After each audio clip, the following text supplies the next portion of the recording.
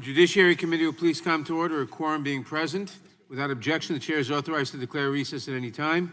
Pursuant to Committee Rule 2 and House Rule 11, Clause 2, the Chair may postpone further proceedings stating the question of approving any measure or matter or adopting an amendment for which a recorded vote for the ayes and nays are ordered. Pursuant to notice, I now call up H.R. 3942, the Preventing Online Sales of Cigarettes to Children Act, for purposes of markup, and move that the committee report the bill favorably to the House. The clerk will report the bill. H.R. 3942, to apply requirements related to... Without objection, the bill is considered as read and open for amendment at any point. I will begin by recognizing myself for an opening statement. H.R. 3942, the Preventing Online Sale of E-Cigarettes to Children Act, seeks to address a growing threat to the health of our young people, the use of e-cigarettes, which can be purchased by minors over the internet with little or no regulation, I should say. This past summer, the country learned about hundreds of cases in which patients, often youthful, previously healthy adults, showed up in emergency rooms suddenly stricken with dangerous respiratory damage. As of the beginning of this month, 1,080 lung injury cases associated with the use of e-cigarettes or vaping products have been reported to the Centers for Disease Control and Prevention. This problem is widespread, with cases having been reported in 48 states and 1 U.S. territory. At least 18 deaths linked to these products have been confirmed in 15 states. As we confront the growing danger presented by e-cigarettes, we should begin by limiting access to these products by young people who face the greatest risk from their use. This legislation would close a loophole in the statute that regulates the delivery sale of conventional cigarettes to minors by extending it to cover e-cigarettes as well. In 2010, the Prevent All Cigarette Trafficking Act, known also as the PACT Act, was signed into law. This important legislation, including a strong age verification provision to prevent online sales of cigarettes to minors by requiring sellers to use a method of shipment that includes a signature and photo ID check upon delivery. The national standard put in place by the PACT Act has ensured that the internet is not used to evade the type of ID checks required at grocery and convenience stores where tobacco products are sold. But the market for tobacco products has changed dramatically since we enacted the PACT Act almost 10 years ago. Since 2014, e-cigarettes have risen to become the most commonly used tobacco product among young people. And the Surgeon General has concluded that e-cigarettes among youth and young adults is a public health concern. Numerous studies have found that exposure to nicotine during adolescence can cause addiction and can harm the developing adolescent brain. Alarmingly, the 2018 National Youth Tobacco Survey found a dramatic surge in the use of e-cigarettes by youth between 2017 and 2018. A 78% increase in use among high school students and a 48% increase in use among middle school students. This was in just 1 year. And its use among young people is expected to grow even further if we do not take action. Data from the CDC, the Food and Drug Administration, and the National Institutes of Health suggests that an overwhelming majority of young people who use e-cigarettes do not get them from retail establishments. Many get them through the internet. Therefore, we must do everything we can to close the source of supply of a product that is endangering the health of our communities, and particularly the health of the children in our communities. H.R. 3942 would expand the definition of the term cigarette in the PACT Act to also include an electronic nicotine delivery system. The bill would limit the ability of minors to obtain via the internet not only e-cigarettes, but also e-hookahs, e-cigars, vape pens, advanced refillable personal vaporizers, electronic pipes, and components of any of these. The legislation takes the first step toward curbing the use of e-cigarettes by young people. I applaud Representative Rosa DeLauro for authoring this important legislation. I urge all my colleagues to support H.R. 3942. I now recognize the ranking member of the Judiciary Committee, the gentleman from Georgia, Mr. Collins, for his opening statement. Thank you, Mr. Chairman. I appreciate your summary of the bill. I agree with you on this bill. H.R. 3942 needs to be approved. I'm a co-sponsor. I look forward to approving this and yield back. Thank you, Mr. Collins. Without objection, all other opening statements will be included in the record. Are there any amendments to H.R. 3942? Gentlelady from Pennsylvania. I would just move to strike the last word. Gentlelady is recognized. I'm proud to co-sponsor H.R. 3942, and I wholeheartedly support this legislation and all efforts to curb youth vaping. In the Commonwealth of Pennsylvania, we have seen an explosion in the use of nicotine and THC-based vaping products. Just 2 weeks ago in my district, a 19-year-old young man was placed into a medically induced coma for a severe lung illness related to nicotine-based vaping addiction. Stories like this are becoming more and more common as the e-cigarette industry embraces methods to appeal to more and more people, and particularly children. The explosion of flavored e-tobacco products and the lack of regulation has allowed this problem to create a widespread public health problem. HR 3942 is a great first step towards ensuring that we're ending the targeting of children and teens by the tobacco industry, but it's important that it not be our only step. We must also look at measures that ban flavoring of nicotine products writ large. In my district, tobacco companies have been targeting marketing to children of flavored cigar products and targeting neighborhoods of color.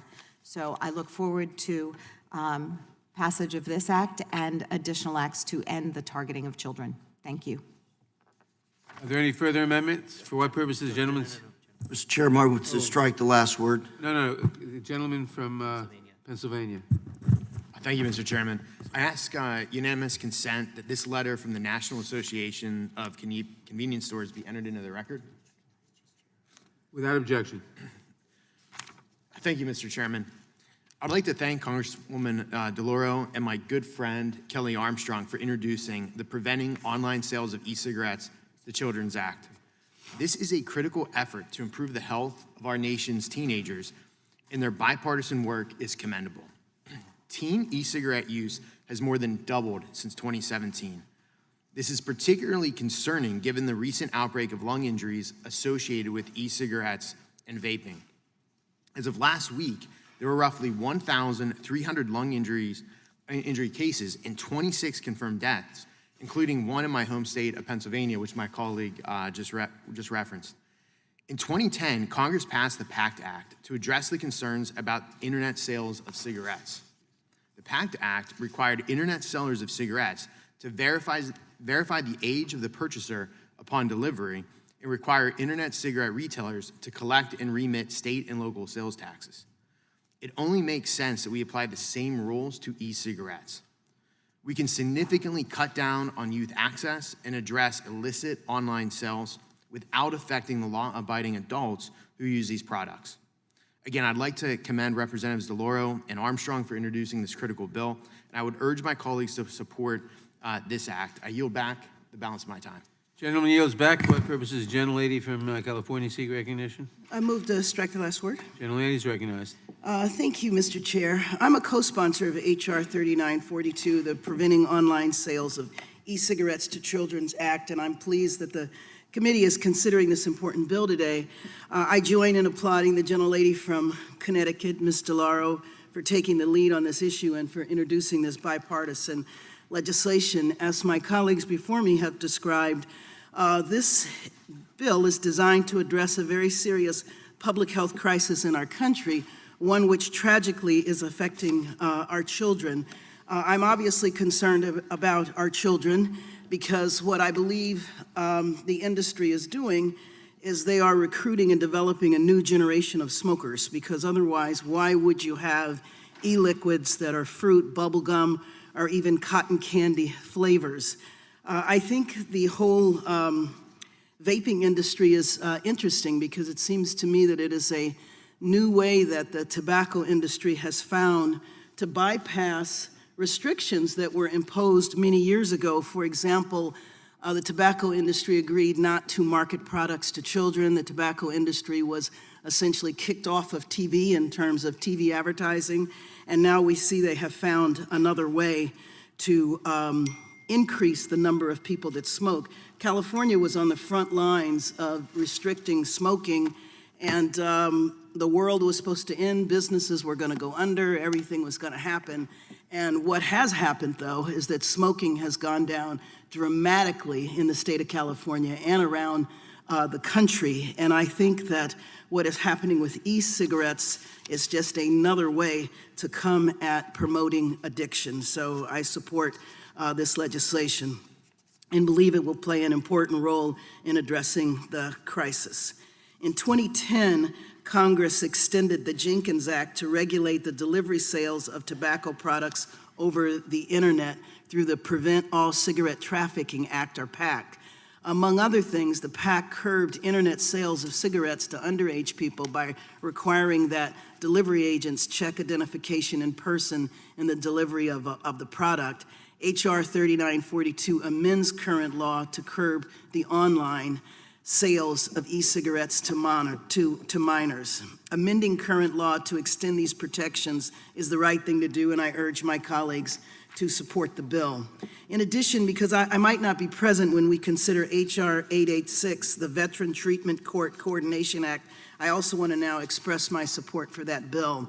This is a bipartisan bill that reinforces Congress's commitment to justice-involved veterans. By establishing the Veteran Treatment Court Program Office in the DOJ, we would make permanent our support for the hundreds of local veteran treatment court programs around the country that successfully rehabilitate veterans. Los Angeles County currently operates 5 veteran treatment courts. These veterans programs are a collaborative effort between the court, the Department of Veteran Affairs, the Public Defender, and the Department of Mental Health in our county. And like veterans courts across the country, the LA County program requires a nexus between the alleged crime and the veteran's military service and seeks to address the underlying causes that led to the crime.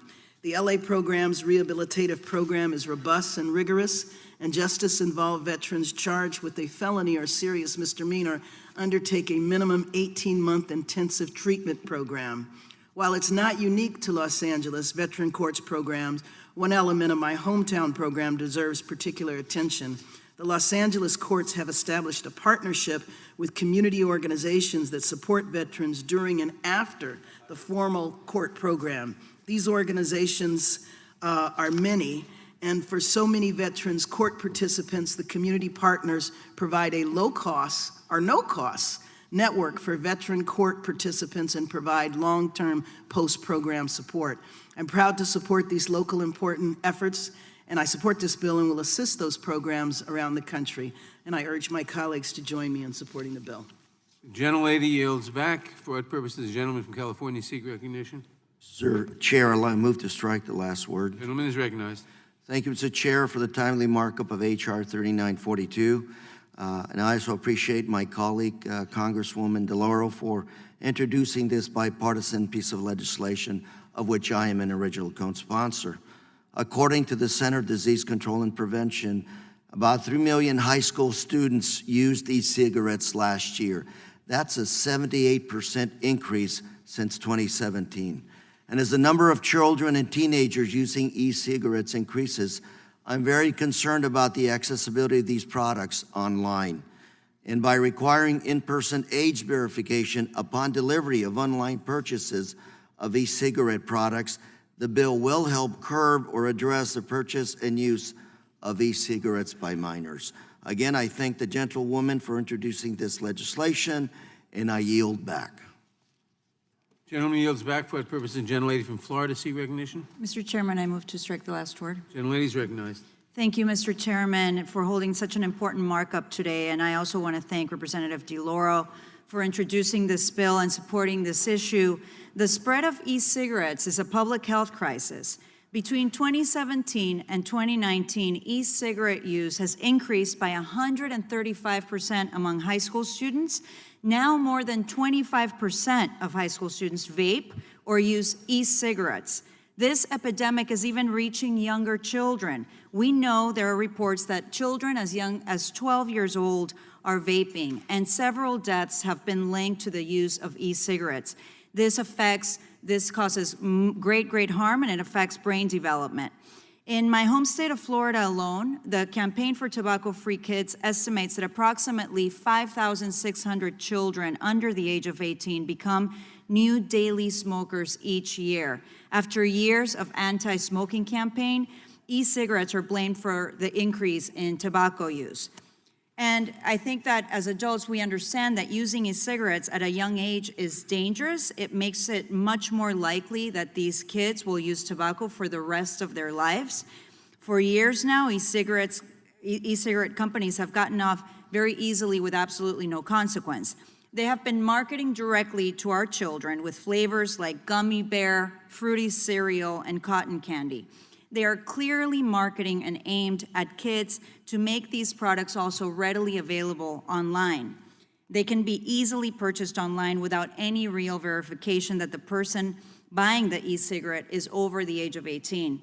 As a mom, believe me, I have been advocating to end this practice. We have the power here in Congress to do everything we can to keep our children safe and keep these addictive and dangerous items out of the hand of our children. That's why the bill that we're marking up today is so important. We have to close these loopholes that allow children to get e-cigarettes with just a few clicks. Requiring online and in-person verification for e-cigarettes is critical to keeping the nicotine out of the hands of our children. I strongly support H.R. 3942.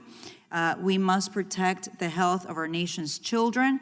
We have to stop the next generation of kids from getting addicted to tobacco, and I urge my colleagues to support this bill. I yield back. Gentlelady yields back. For what purposes? The gentlelady from Arizona seek recognition. Thank you, Mr. Chair. I'd like to strike the last word. Gentlelady is recognized. Thank you, Mr. Chairman. I'm very happy that we're working on some bipartisan bills today that the American public really cares about. And every time I watch TV and see some of these young people that are in the hospital, I think I saw one just the other night that had breathing tubes connected to her, and her mother was crying. The e-cigarette epidemic is really a problem, and so I'm very happy to support H.R. 3942 in preventing online sales of e-cigarettes. I think the American people will be happy with us that we're passing that, and I hope the Senate passes it too. And just moving on to the next bill, H.R. 886, I have 70,000 veterans that live in my district, so having a Veteran Treatment Court Coordination Act is very important to my veterans, and I support that bill too. And I yield back my time. Gentlelady yields back. A reporting quorum being present, the question is on the motion to report the bill H.R. 3942 favorably to the House. Those in favor say aye. Aye. Opposed, no. The ayes have it, and the bill is ordered reported favorably to the House. Members will have 2 days to submit their views.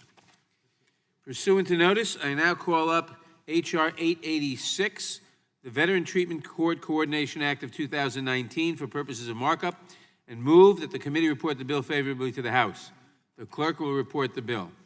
H.R. 886, to direct the Attorney General to establish and carry out a Veteran Treatment Court program. Without objection, the bill is considered as read and open for amendment at any point. I will begin by recognizing myself for an opening statement.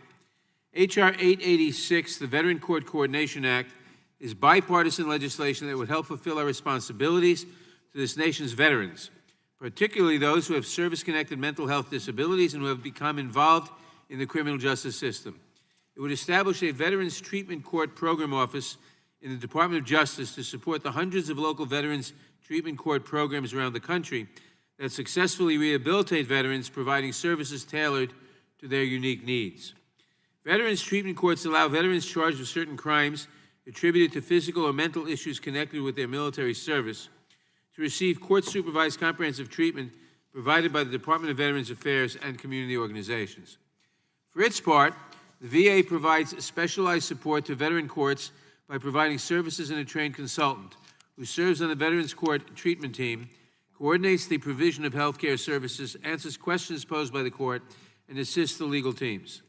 The VA specialist matches the defendant veteran to programs that may assist the veteran on the road to recovery, which in the majority of cases starts with substance abuse or mental health treatment. In recent years, the VA has expanded the number of treatment options that are available to Veterans Court participants, which now include mentoring, mental health counseling, substance abuse treatment, housing services, and vocational counseling. Veteran defendants who successfully complete Veteran Court programs can avoid jail time, receive needed treatment, and have their records expunged. Despite efforts to welcome veterans home and to ease their transition to civilian life, many veterans continue to face hardships after completing their military service. One study reports that approximately 9% of veterans who served in Iraq and Afghanistan have been arrested since returning home. The Bureau of Justice Statistics estimates that approximately 180,000 veterans were incarcerated in state and federal prisons between 2011 and 12. Of those incarcerated veterans surveyed, 48% of veterans in prison and 55% of veterans in jail reported that they had been told by a mental health professional that they had a mental health disorder. Veterans Treatment Courts provide an effective means by which communities can rehabilitate veterans who commit crimes and may support those who have been impacted by the crime by ensuring victims receive restitution. Although 20% of Veterans Court participants received jail sanctions during their participation in the Veteran Courts program, only 14% experienced a new incarceration during an average of nearly 1 year in the program. This recidivism rate is substantially less than the 23 to 46% one-year recidivism rate found among non-veteran prisoners. Most programs reported less than 5 dropouts in the 2017 calendar year. There are over 500 Veterans Treatment Courts operated by state, local, and tribal governments nationwide. The Veterans Treatment Court Program Office established by this bill would build upon the success by standardizing data reporting methods, serving as a repository for resources, providing training to Veterans Courts administrators, and distributing information nationwide regarding best practices on how to improve the administration of Veterans Courts. Currently, there are roughly 21 million veterans of the United States Armed Forces who have risked their lives in service of this country. Many of these men and women served on battlefields during the Second World War and wars in Korea, Vietnam, Iraq, and Afghanistan. This bill would help provide support to more than 1 million veterans diagnosed with service-connected disabilities, as well as the thousands who are undiagnosed, who have been and will be exposed to the criminal justice system. Supporting rehabilitative support programs like Veterans Courts is the least we can do to acknowledge their sacrifice and treat our veterans involved with the criminal justice system with compassion and care. The bill ensures that existing Veterans Court programs will continue their mission to serve our veterans and make it easier for jurisdictions to start new veteran court programs and adopt best practices. I thank our colleague, Representative Charlie Crist, for his leadership in authoring H.R. 886 and his continued dedication to supporting our veterans. I support this legislation and urge its quick adoption by the committee today. I now recognize the ranking member of the Judiciary Committee, the gentleman from Georgia, Mr. Collins, for his opening statement. Thank you, Mr. Chairman. I'll be submitting a statement for the record, but I will say, as a current member of the military and the Air Force, a veteran of Iraq as well, this is something that I have seen work. It is something that I'm glad to see us taking up. My home county of Hall actually has a veterans court. It is working well. Judge Roberts has set a standard here. I think this is something we need to be doing more of. I would like to see this continue, and it is something we need to put forward and fund, because not only does it work on recidivism, it also takes care and takes the special needs of those who have served in our military as they come forward and helpful in that. So I would encourage a strong vote and get it done. Thank you, Mr. Collins. Without objection, all other opening statements will be included in the record. The gentlelady, for what purpose is the gentlelady from Texas seek recognition? Mr. Chairman, I move to strike the last word. The gentlelady is recognized. Chairman, I'm so grateful that we're having this markup on this bill. I'm a proud co-sponsor. El Paso, Texas is home to Fort Bliss, which is one of the key assets in for our military. One of the things that we've seen happen in my community is as we have veterans who are returning home, many times because of deficiencies at the federal level or because of lack of funding at the federal level, the local property taxpayer, the local community ends up taking up the charge of caring for our veterans in some cases. And the specialty courts, whether you're a veteran or not, as the ranking member mentioned, have shown to work. They are very successful. I'm a strong supporter of this program, of this grant program, and would urge my colleagues to support as well. Thank you. I yield back.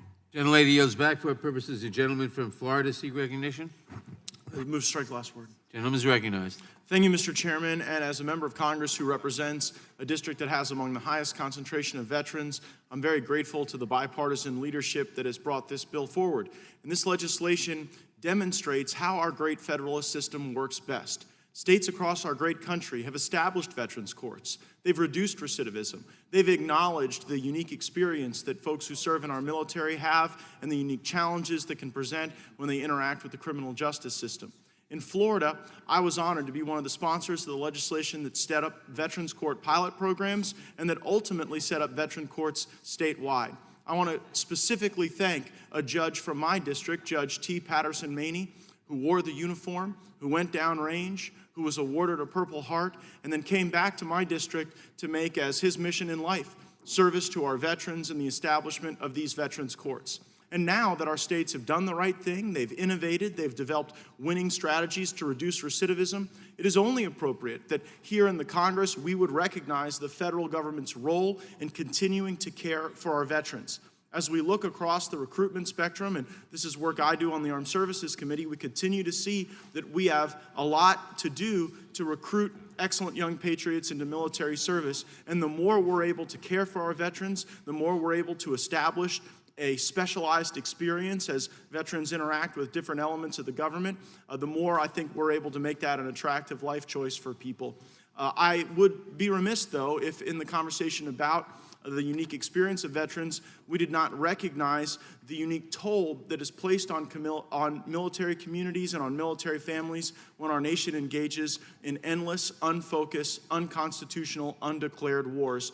And I know we've got a number of members on this committee, namely Mr. Buck of Colorado and others, who have tried to reestablish the Congress's role in declaring war. And it's my hope that just as we've made bipartisan progress on this work for our veterans, that we will continue to honor their service by stepping up and doing our job and making sure that we're not sending the bravest, best Americans downrange in the absence of having a vote, having an open debate, and declaring war when necessary.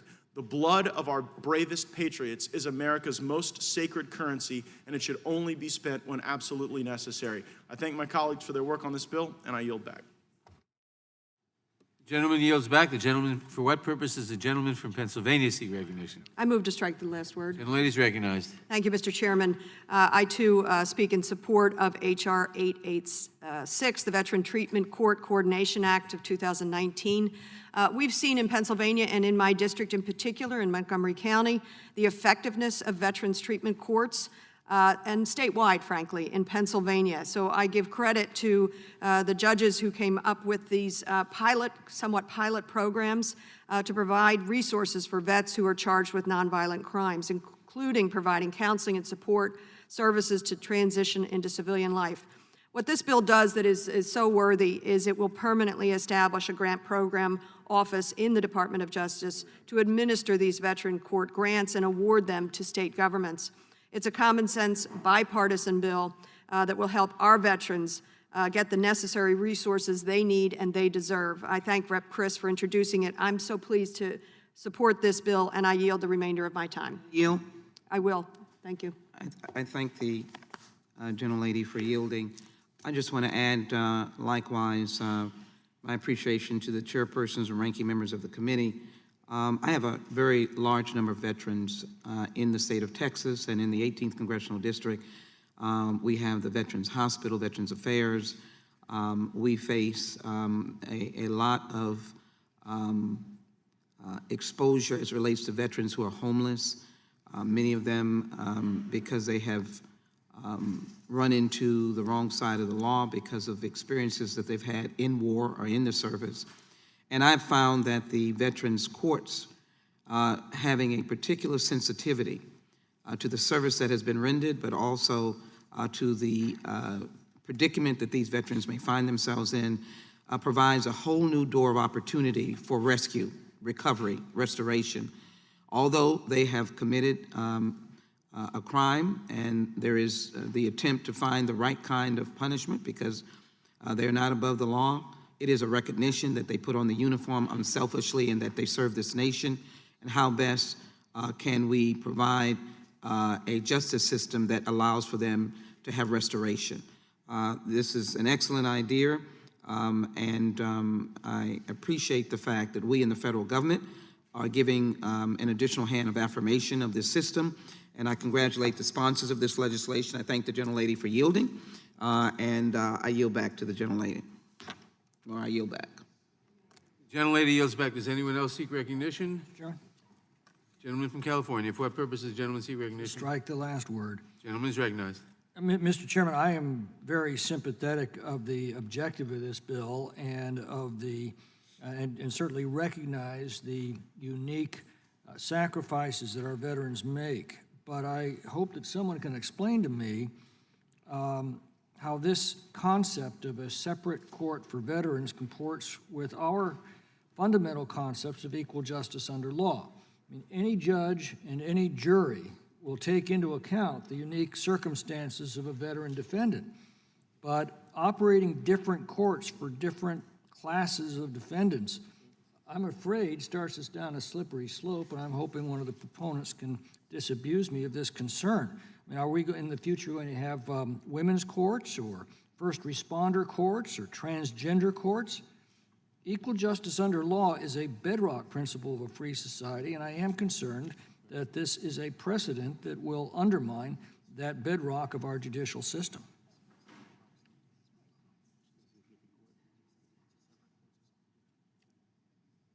Gentleman yield back. I'll be happy to yield to anyone who can address this question. I guess not. I yield back. Well, Mr. Chairman. The lady from Texas. To the gentleman, let me, I don't know in the future what we'll be hearing about first responders or women courts, but I think you have a very relevant question.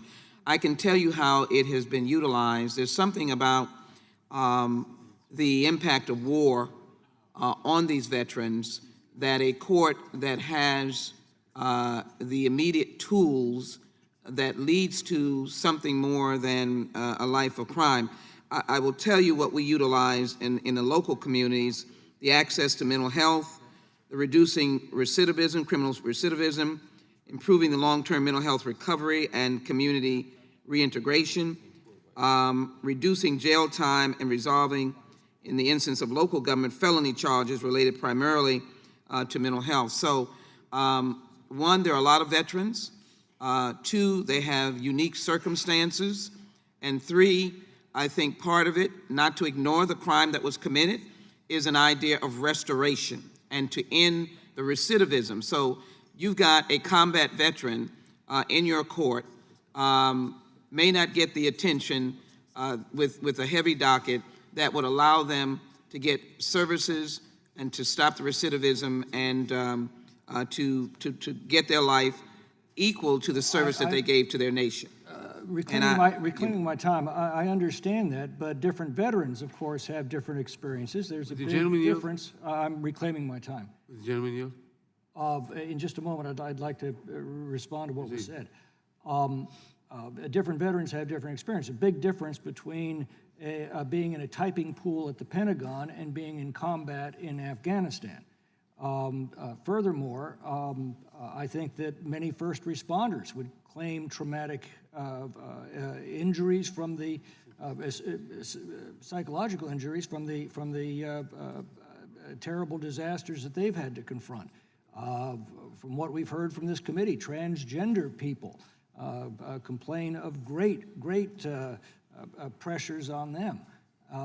Now, a judge and a jury will take into account all of these differences without having to set up separate courts that take us away from the concept that we are all subject to the same law and to the same court Would the gentleman yield now? And I'll be happy to yield. Thank you.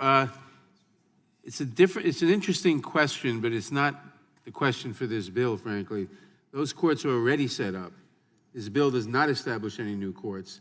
What this bill does is to set up best practices to disseminate among the different states experiences in different kinds of services that help veterans in these courts. Which is exactly my point. It is a slippery slope. We're already proceeding down. This bill would continue us down that slope by encouraging this practice, and I'm just not sure we've thought it through. Gentleman yields back. Any further discussion? Reporting quorum being present, the question is on the motion to report the bill H.R. 886 favorably to the House. Those in favor say aye. Aye. Opposed, no. The ayes have it, and the bill is reported favorably to the House. Members will have 2 days to submit views. Pursuant to notice, I now call up H.R. 835, the Rodchenkov Anti-Doping Act of 2019, for purposes of markup, and move that the committee report the bill favorably to the House. The clerk will report the bill. H.R. 835, to impose criminal sanctions on certain persons involved in international doping fraud conspiracies, to provide restitution for victims of Without such objection, conspiracies. the bill is considered as read and open for amendment at any point. I will begin by recognizing myself for an opening statement. H.R. 835, the Rodchenkov Anti-Doping Act of 2019, would strengthen the integrity of international sports competitions by imposing criminal sanctions to certain persons involved in international doping fraud conspiracies. It would also provide restitution for victims of such conspiracies and would require coordination and sharing of information with the United States Anti-Doping Agency to assist its fight against doping. The widespread use of performance-enhancing substances has come to light in recent years, harming athletes and fans alike. Clean U.S. athletes and sports organizations who participate in these competitions, as well as their U.S. sponsors, are denied their due recognition and economic rewards. And their fans lose when the legitimacy and integrity of the competitions they enjoy are debased. In recent years, there have been numerous allegations and instances of doping by professional and amateur athletes. The Summer and Winter Olympic Games in particular have been plagued with doping scandals, which has left an indelible stain on the reputation of these major international sports events. The infamous Russian doping scandal during the 2014 Sochi Winter Olympics is one notable example of the corruption and fraud that has damaged the integrity of sports competitions. After the Sochi Games, whistleblowers Yulia Stepanova, a former Russian track star, and her husband Vitaly Stepanov, a former employee at the Russian anti-doping agency, exposed the Russian government's vast state-sponsored doping system, which subsequently led to further revelations by Dr. Grigory Rodchenkov, the chemist who ran the Russian anti-doping laboratory. Dr. Rodchenkov became a whistleblower and exposed dozens of Russian athletes participating in the Sochi Games, including 15 medal winners who were part of the state-run doping program. In addition, Dr. Rodchenkov revealed that with the help of Russian intelligence, the laboratory switched steroid-tainted urine of the Russian national team with clean samples evading positive detection. The ineffective response from international organizations with oversight responsibilities, such as the World Anti-Doping Agency, the Court of Arbitration for Sport, and the International Olympic Committee, has only emboldened the Russian government. Although Russia has denied its involvement, evidence shows that it operated a systematic state-sponsored doping program and cover-up scheme. Russia has cheated and defrauded all the Olympic athletes, including its own, and the general public, and has degraded the meaning and purpose of the Games. Unfortunately, because the orchestrators of the Russian doping scandal operated with the blessing of the Russian government, and because there's no legal mechanism in the United States to bring them to justice, they all escape punishment for their actions. Currently, there is no federal statute that provides explicit comprehensive protection against doping conspiracies in international sports competitions. The federal statutory protections that currently exist are limited and criminalize activities such as conspiracies to commit wire and mail fraud, bribery, kickbacks, and money laundering. This legislation would fill that gap by establishing appropriate criminal penalties and civil remedies for international doping fraud. In addition to imposing criminal penalties on the conspirators, the bill would authorize private civil actions for doping fraud, which would give athletes and corporate sponsors the right to sue in federal court to recover damages from individuals who may have defrauded competitors. This bill would provide justice to clean U.S. athletes such as Olympic runner Alicia Montano, skeleton racer Katie Eulander, bobsledder Steve Holcomb, and many other champions who pursue excellence over glory. They have been denied medals that were rightfully theirs and cheated out of lucrative opportunities such as sponsorships. Most importantly, they have been deprived of the pride of seeing their country's flag being raised on the Olympics podium, an emotional moment that was stolen from them. In the case of Mr. Holcomb, his bobsled team's bronze medals were upgraded to silver in the spring of 2019 after the Russian teams were disqualified for doping offenses during the 2014 Sochi Games. Tragically, Mr. Holcomb was not here to see it, having died in 2017. This bill also would provide much-needed protection and support for brave whistleblowers such as Dr. Rodchenkov and the Stepanovas, who have exposed major international doping fraud conspiracies at considerable personal risk and sacrifice. The exposure of this criminal activity would not have occurred without the courage and strength of these individuals. This bipartisan bill before us today would fill an important gap with regard to U.S. law enforcement. It would also serve as a deterrent to those considering engaging in doping fraud conspiracies and would provide a portal to gain visibility into a wider net of international corrupt practices that are connected to doping fraud. I thank our colleague, Representative Sheila Jackson Lee, for introducing this important legislation. I strongly support H.R. 835, and I ask that my colleagues do the same. I now recognize the ranking member of the Judiciary Committee, the gentleman from Georgia, Mr. Collins, for his opening statement. Thank you, Mr. Chairman. I'll have a statement for the record. I'll agree with the assessment of the chairman so far. This is something we need to do. It's a good suspension bill, and I yield back. I thank you, Mr. Collins. Without objection, all other opening statements will be included in the record. Is anyone who wishes to be recognized on this bill? The gentlelady, for what purpose does the gentlelady from Texas seek recognition? I'd like to strike the last word. Gentlelady is recognized. Mr. Chairman, thank you so very much, and I want to thank my co-sponsor, Dr. Burgess, and the other bipartisan co-sponsors on this important legislation. The Rodchenko Anti-Dumping Act of 2019 is an important statement for the support and empowerment of international sports. The proliferation of illegal performance-enhancing drugs in sports damages the integrity of competition and defrauds individuals and corporate entities who participate in sporting competitions, including clean U.S. athletes and U.S. corporate sponsors. The complex inner workings of large-scale doping schemes are publicly known, due in large part to brave whistleblowers. In 2016, the head of the Russian effort exposed the Russian state-sponsored doping scandal that took place during the 2014 Sochi Olympics.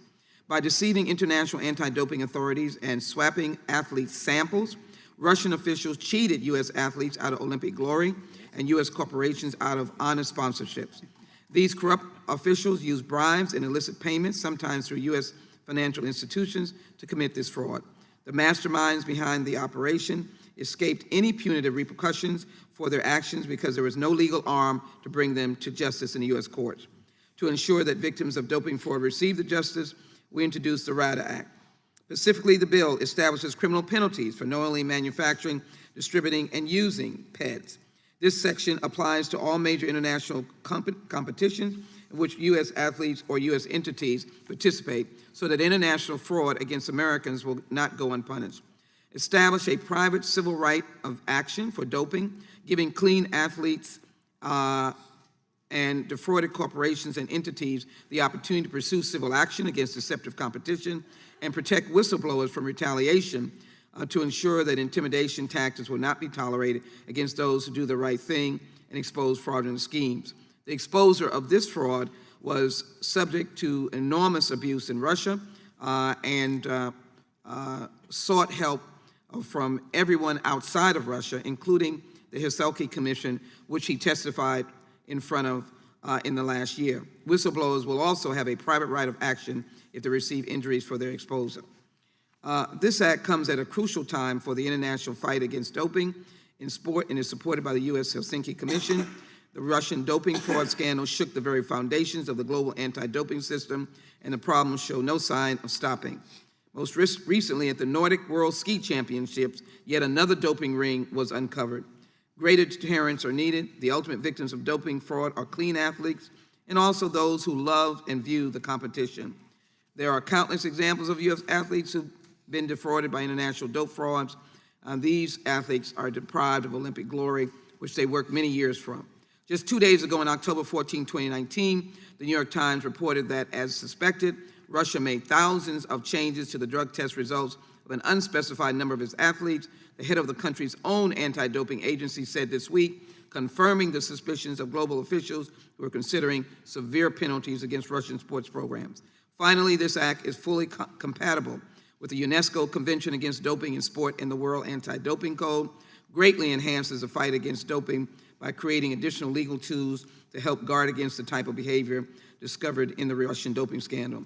By criminalizing international doping conspiracies, the act provides at least some comfort and law enforcement with a greater ability to investigate, pursue, and ultimately hold accountable doping fraud perpetrators. Let me thank, as well as protecting the whistleblowers, the same protections as in other serious crimes. But let me thank, again, the leadership of the committee and the staff for working so diligently to help this bill come forward. I ask my colleagues to support this bill. Gentlelady yields back. I yield back. Gentlelady The gentlelady yields back. For what purpose does the gentleman from Florida seek recognition? Strike the last word. Gentleman is recognized. Thank you, Mr. Chairman. I support this anti-doping legislation, and I believe it builds on the good work that this committee did in the 115th Congress to advance legislation to protect Olympians from sexual violence and sexual assault. You will recall that when we learned of the horrors that many gymnasts faced, we passed legislation to ensure that coaches were not just shuffled around. That was an interesting day for me in the Judiciary Committee because it was a unanimously supported bill. There was no opposition, and yet we debated the bill for hours because since it referenced the Olympics, my colleagues then in the minority from the Democrat side chose to make the hearing about the now debunked Russia hoax.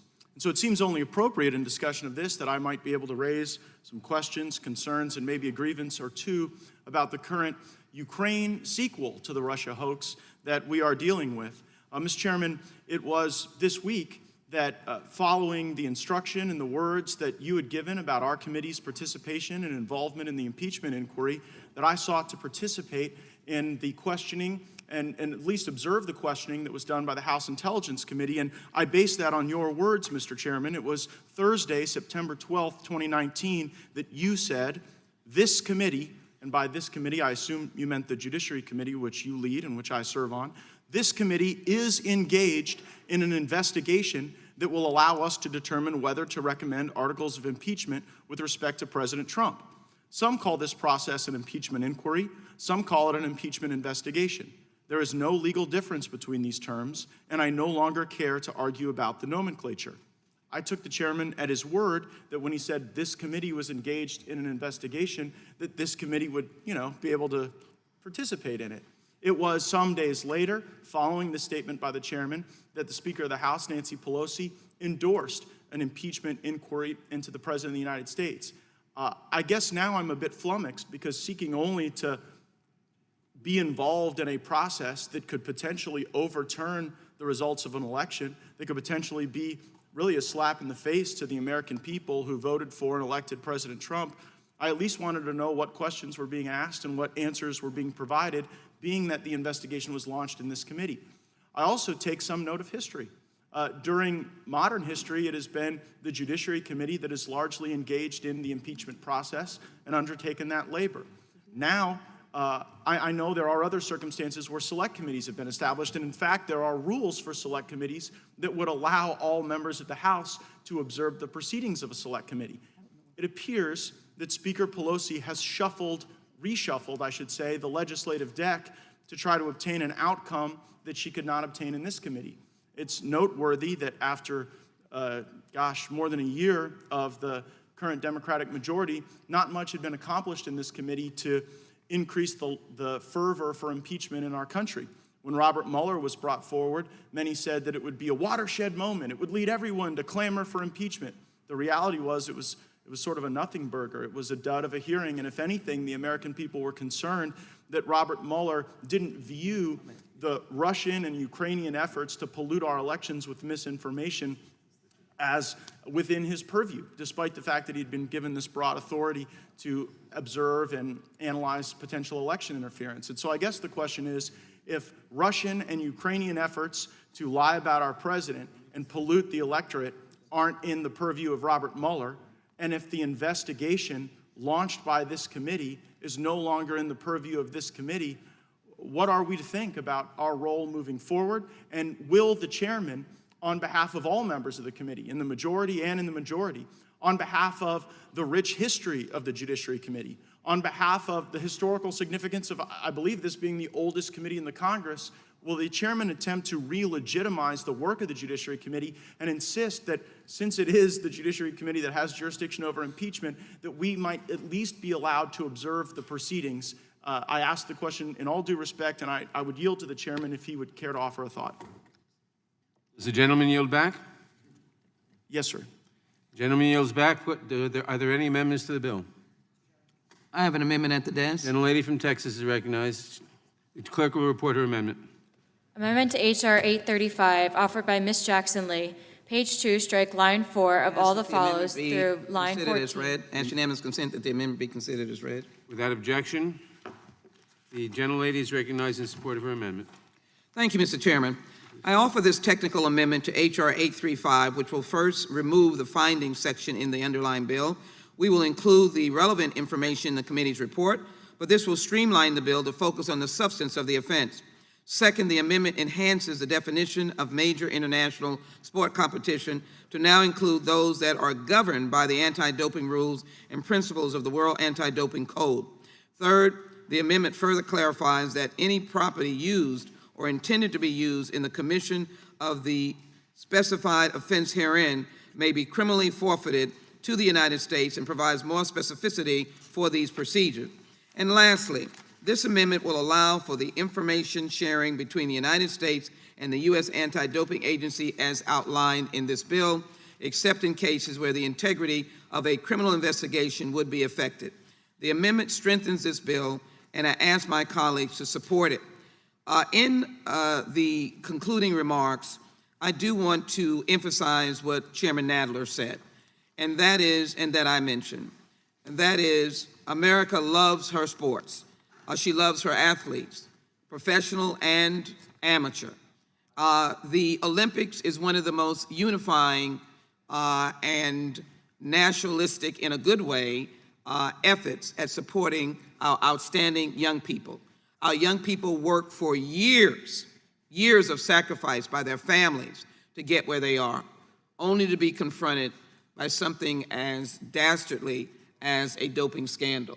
So I ask my colleagues to think of that as they support this bill. And Mr. Chairman, I would be remiss if I did not celebrate the greatest athlete, I'm told by the history books, in the history of the United States Olympics, and that is my constituent, Simone Biles. I want to congratulate Simone. It is amazing what she did, and I wish her the very best. She is an example of American patriotism and leadership and championship that all can follow and admire. I ask my colleagues to support the underlying bill. I yield back. The amendment. And the amendment, I say. And the amendment. And the amendment. Gentlelady yields back. I recognize myself to strike the last word. I rise in support of the Jackson Lee amendment. This amendment makes several helpful changes to the underlying legislation and makes a good bill even better. I appreciate the leadership of the gentlewoman from Texas on this important legislation, and I urge all members to support the amendment. I yield back the balance of my time. Does anyone else seek recognition on this amendment? The gentleman from California. Mr. Chairman, I hate to be a fly in the ointment. Once again, I'm sympathetic with the objective of the bill, but I have to ask, do we really want the government to begin regulating and criminalizing private sports? I mean, all sports competitions have their own governing boards and their own governing structures to establish and enforce rules within their sports to assure fairness. In some cases, different federations form over the same sport to accommodate different viewpoints on that sport, and that's as it should be. We already have civil and criminal laws that protect against damage due to willful fraud, but it's not clear to me that we should be imposing legal sanctions and would have always been private associations and private accommodations. I mean, are we next going to impose laws to protect against bad calls by umpires or designate how big a tennis court should be or how much rain can cancel a game? Once again, I think we're moving into a completely new field that government is neither intended nor is able to deal with justly. I think this is something we ought to be leaving to the private associations. Would the gentleman yield? Of course. I thank the gentleman for yielding. This bill essentially gives extraterritorial effect to the normal intent of our fraud laws.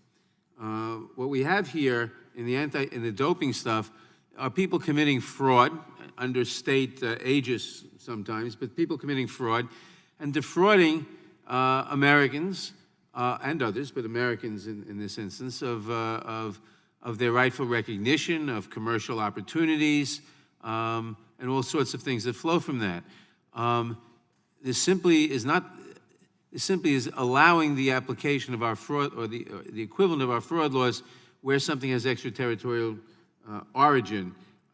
So I don't think it really understands the matter to say that we're establishing a new body of law. We're simply saying when you commit fraud of this nature, we need to extend the government's authority to deal with that fraud. I yield back. Well, I thank the again, gentleman. I thank the gentleman for yielding. I yield back. Reclaiming my time, I just have to wonder, don't our current fraud laws already assure that? And how can the federal government assert jurisdiction over fraud committed in other countries beyond our jurisdiction?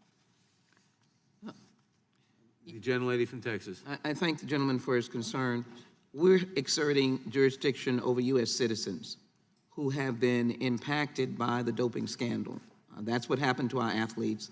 They then will have a right of action in our U.S. courts that can be proven that they have been, in essence, violated, offended, the laws have been broken. So we're giving our U.S. citizens their day in court. And I do think that we can agree that that is appropriate for the enormous damage that doping does around the world. And we have found, unfortunately, those occurrences in the United States as well. So I yield back. Thank you, Mr. Chairman. Gentleman yields back. The gentlelady yields back. The question occurs on the amendment. Those in favor say aye. Aye. Aye. Opposed, no. In the opinion of the chair, the ayes have it, and the amendment is agreed to. Are there any further amendments to H.R. 835? Seeing none and reporting quorum being present, the question is on the motion to report the bill H.R. 35 as amended favorably to the House. Those in favor say aye. Aye. Those opposed, no. The ayes have it, and the bill is ordered reported favorably to the House. Members will have 2 days to submit views. Pursuant to notice, I now call up H.R. 4258, the Reauthorizing Security for Supreme Court Justices Act of 2019, for purposes of markup, and move that the committee report the bill favorably to the House. The clerk will report the bill. H.R. 4258, to authorize the Marshal of the Supreme Court and the Supreme Court Police to protect the justices, employees, Without and official objection, the bill is guests. considered as read and open for amendment at any point. I will begin by recognizing myself for an opening statement. H.R. 4258 would permanently authorize the Marshal of the Supreme Court and the Supreme Court Police to provide protection for justices, Supreme Court officers and employees, and official guests outside the grounds of the Supreme Court building, including internationally. Under current law, the Marshal of the Supreme Court and the Supreme Court Police are authorized to provide protection only in any state, unquote, and that authority expires at the end of this year. Permanent authority will allow for long-term management of protective activities and remove the threat of disruptions and security gaps caused by having an authority that periodically expires. In addition, the bill will provide parity between the Supreme Court Police and the Capitol Police and Secret Service, which both have permanent authority to protect senators, members of the House leadership, and the President, both domestically and internationally, instead of being limited to protection only in any state. This is unfortunately a period of increasing threats against our federal judges, and this legislation will help protect the justices of the Supreme Court, as well as the men and women the justices depend on to keep the court running. I applaud our colleagues, Representatives Greg Stanton and Greg Stubbe, for sponsoring H.R. 4258, which is supported by the Supreme Court, and I urge all members of the committee to support this legislation. I would now recognize Mr. Collins, the ranking member of the Judiciary Committee, but I recognize will admit his statement into the record. Without objection, all further opening statements will be included in the record. Are there any amendments to H.R. 4258? Does anyone wish to be? Who? For what purpose does the gentleman from Arizona seek recognition? Mr. Chair, I move to strike the last word. Gentleman is recognized. Thank you, Mr. Chairman.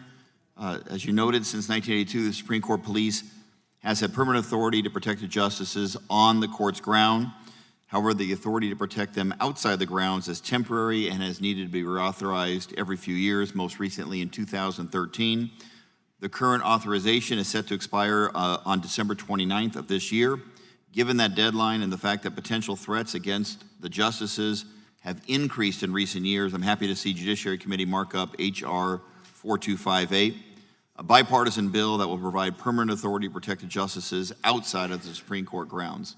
Permanent authority will allow for the long-term management of protective activities and remove the threat of disruptions and security gaps caused by temporary authority.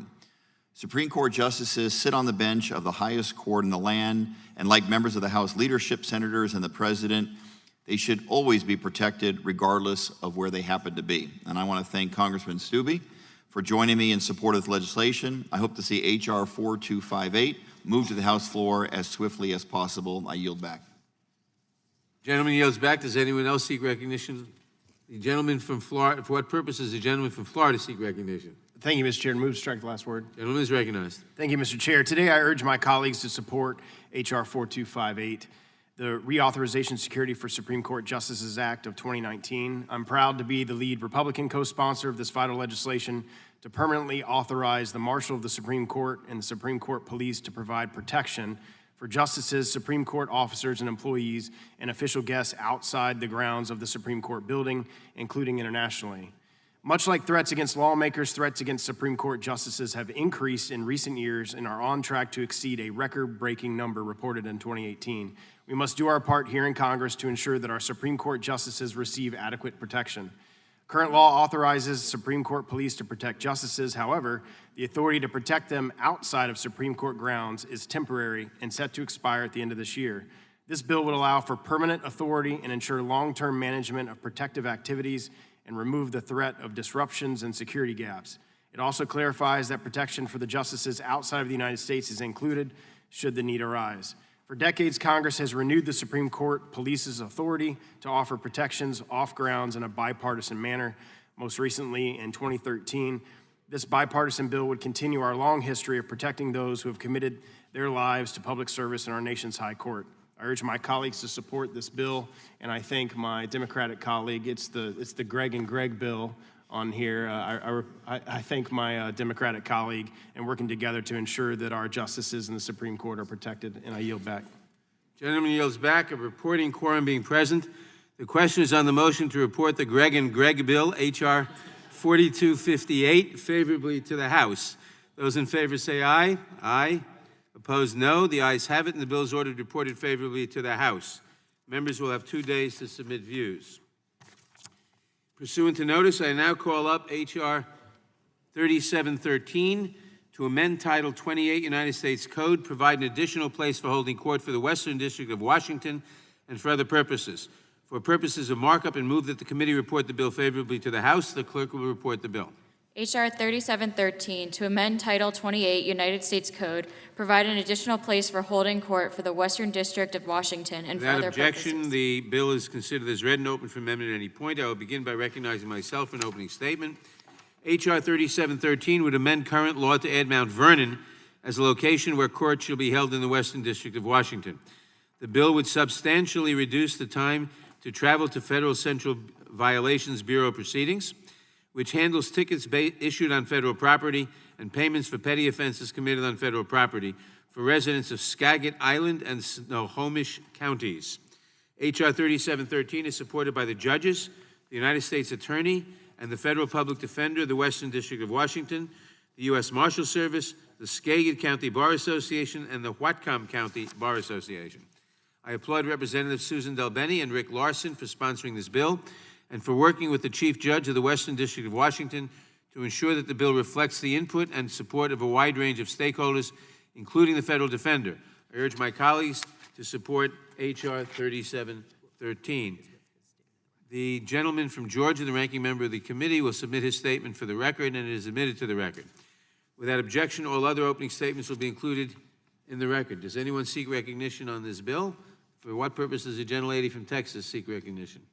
I strike the last word. Gentlelady is recognized. Let me indicate, Mr. Chairman, that our work is important as it relates to courts, and I'm glad we've had the opportunity to address a number of these bills dealing with the courts, from the security question to the holding of court proceedings and working with the Eastern District of Arkansas. As I say that, let me also make mention of H.R. 3942. I was detained to express my support for the online sale of e-cigarettes, the preventing of online sale of e-cigarettes, and commend the sponsor, Rosa DeLauro, and indicate that it is clear that e-cigarettes use among youth and young adults is a public health concern, and it's important that the Judiciary Committee is working on all of these important bills, and particularly that one, and I ask support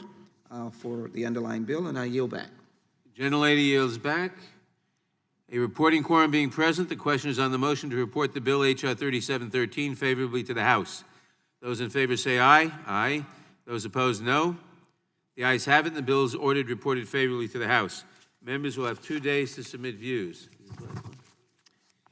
Pursuant to notice, I now call up the last bill of the morning, H.R. 1123, the Divisional Realignment for the Eastern District of Arkansas Act of 2019, for purposes of markup, and move that the committee report the bill favorably to the House.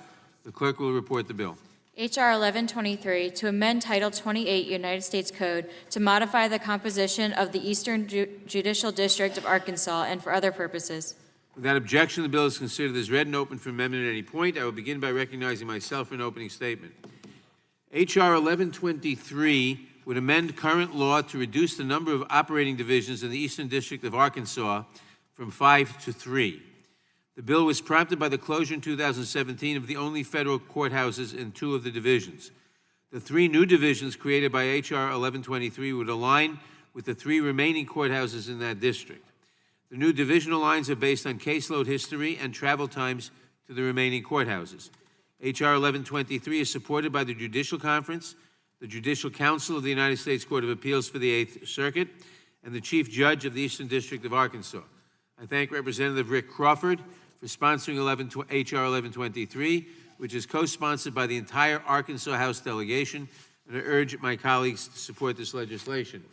The statement for the ranking member of the Judiciary Committee, the gentleman from Georgia, Mr. Collins, will be submitted for the record.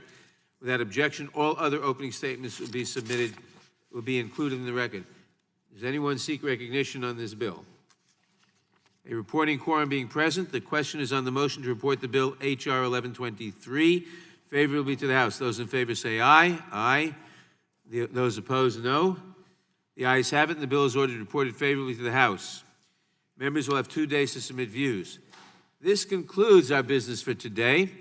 I think this is the earliest we have ever finished in this session.